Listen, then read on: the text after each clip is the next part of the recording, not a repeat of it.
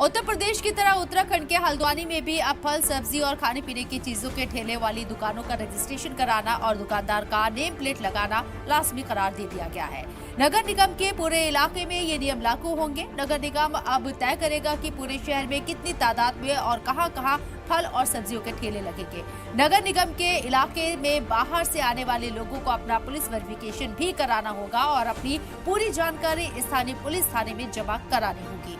वहीं स्थानीय दुकानदारों को सिर्फ अपना आधार कार्ड नगर निगम में जमा करना होगा। इस आदेश के लागू होने के साथ ही इलाके में कुछ लोगों ने नगर निगम के इस आदेश का ये कहकर विरोध किया है कि समाज में भेदभाव पैदा करने वाले आदेश है। वहीं एक पक्ष निगम के इस आदेशों की हिमायत कर रहा है। इस मामले में मुस्लिम स्कॉलर नूर अहमद असरी ने कहा है कि नेम प्लेट लगाने में कोई दिक्कत नहीं है, लेकिन उत्तराखंड में सब हिंदू समाज के एक वर्ग को खुश करने और मुसलमानों को बदनाम करने की नीयत से किया जा रहा है। ये देश की संस्कृति, सद्भाव और आपसी भाईचारे के लिए ठीक नहीं है।